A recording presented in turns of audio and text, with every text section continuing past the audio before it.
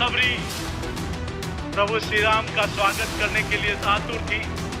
और आज जब संयुक्त सत्र की हम लोग बात करें, आदरणीय राष्ट्रपति महोदया जब संसद में प्रवेश कर रही थी, तब ऐसा लगा था कि उस समय त्रेता युग में सबरी माता प्रभु श्री राम का स्वागत कर रही थी। तभी ऐसा लग रहा था कि प्रभु श्री राम माता सबरी का स्वागत करने के लिए, अभिनंदन के लिए संसद के द्वार पर खड़े हैं। दोस्तों, मेरा नाम राशिद ज़हीर है और आप देख रहे हैं online news India. Bashir Badr का एक शेर है और उसको शेर सुनाने के बाद मैं आपको ये बताना चाहता हूँ कि मोदी जी के बारे में हमारे सांसद, हालांकि राजस्थान से आते हैं, उन्होंने क्या कहा है। बशीर बद्र ने एक शेर कहा दर्शकों के, सर झुकाओगे तो पत्थर देवता हो जाएगा, सर झुकाओगे तो पत्थर देवता हो जाएगा, इतना भी ना चाहो उसे कि वो बेवफा हो जाएगा। लेकिन सर झुकाने की बात नहीं है, पूरी की पूरी आत्मा, पूरा का पूरा ज़मीर, पूरा का पूरा जो है अंदर से कहता हूं कि जो सेल्फ रेस्पेक्ट है उसको किस तरह से ज़मींदोज़ कर दिया जाता है, आपको खबर सुनाने आया हूं। ये लोकसभा में भारतीय जनता पार्टी के एक नेता हैं, बल्कि एमपी हैं, और आते हैं वो राजस्थान से। उनकी बात सुनाऊंगा आपको। उन्होंने कहा कि राष्ट्रपति जो महोदया हमारी हैं, उनके बारे में उनको मिलाया है माता शबरी से, और कहा कि जब वो लोकसभा में आई तो प्रधानमंत्री जी ने उनका ऐसा स्वागत किया कि जैसे श्री रामचंद्र जी ने माता शबरी का किया था। हालांकि श्री रामचंद्र जी खुद मिलने गए थे वहाँ, वो भी आपको पूरी बात बताऊंगा, चूंकि महाभारत और रामायण हमने बचपन में देखी, सब चीज़ें याद हैं। लेकिन हमारे जो सांसद महोदय हैं, उनको ये बात समझ में नहीं आई कि मैं किस तरह से महोदय को, यानी कि प्रधानमंत्री नरेंद्र मोदी जी की, कह सकता हूँ शान में ऐसे कौन से शब्द पढ़ दूँ कि जिसकी वजह से मैं उनका प्यारा हो जाऊं, दुलारा हो जाऊं। बात लंबी खबर नहीं करूंगा। देखिए, इंडियन यूथ कांग्रेस ने उसको ट्वीट किया और लिखा, प्रभु श्री राम की भक्त थी शबरी। बीजेपी सांसद का कहना है कि आज के वक्त में राष्ट्रपति शबरी हैं और पीएम मोदी श्री राम, यानी कि प्रधानमंत्री जी को सबसे बड़ा बना दिया।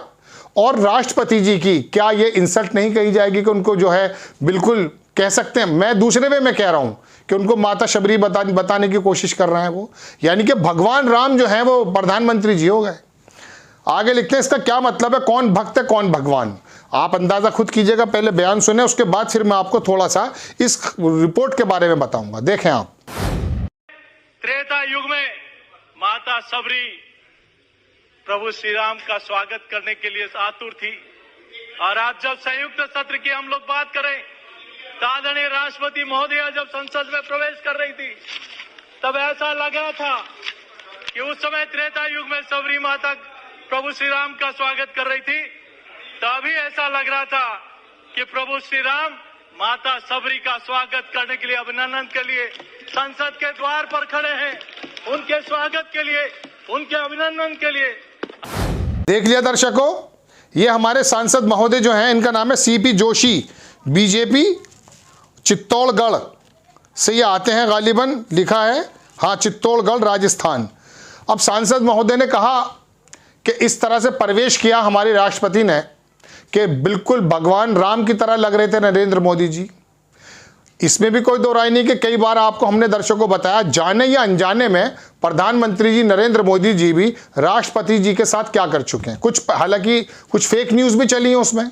अभी आपको पिछले दिनों हमने बताया था कि राष्ट्रपति जी से आगे चलने लगे थे प्रधानमंत्री। हालांकि आगे जाके उन्हें एहसास हुआ कि राष्ट्रपति पीछे हैं, उन्होंने जगह भी दी थी, इसमें कोई दो राय नहीं है। उपराष्ट्रपति जगदीप धनखड़ जब उनके बराबर में आए, उनके देखने का अंदाज काफ़ी ट्रोल हुआ।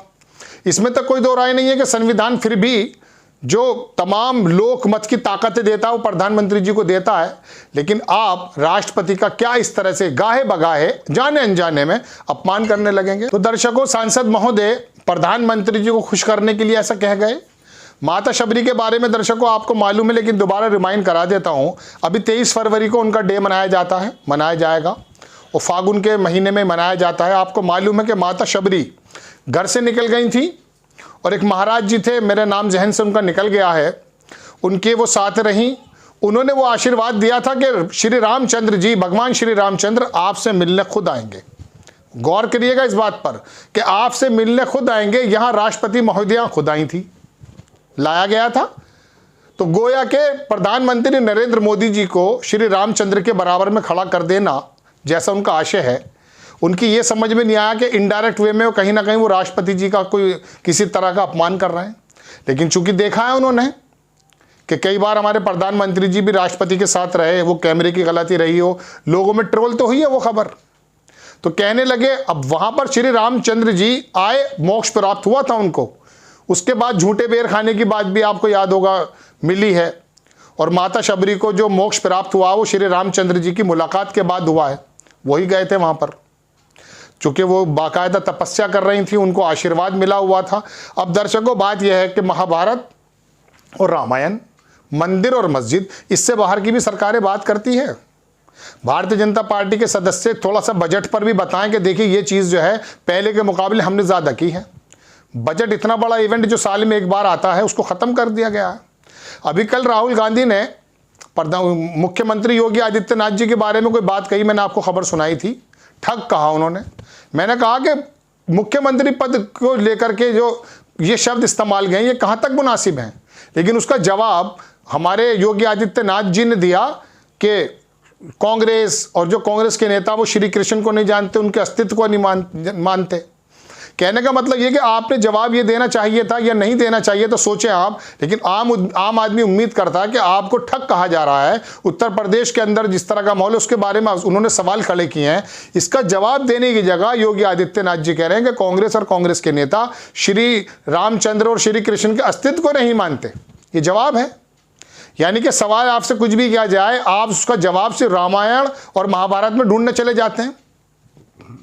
कौन नहीं जानता कि हिंदू धर्म जो है भारत के अंदर ज्यादातर लोग उसको मानते हैं और कोई प्रॉब्लम नहीं है।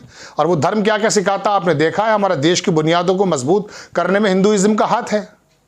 लेकिन अब प्रधानमंत्री जी को किसी भी तरीके से ये दिखाना कि हम कितने बड़े भक्त हैं, उसमें आप ये भी भूल जाएंगे कि राष्ट्रपति महोदया की जो आप किसी भी प्रकार की जो रिजेंबल करेंगे या उसका जो कह सकता हूं कि उनको जो आप मिलाएंगे किसी भी ऐसी पर्सनैलिटी से, आपको ये नहीं मालूम कि वो ठीक है रिजेंबलेंस नहीं हो या नहीं।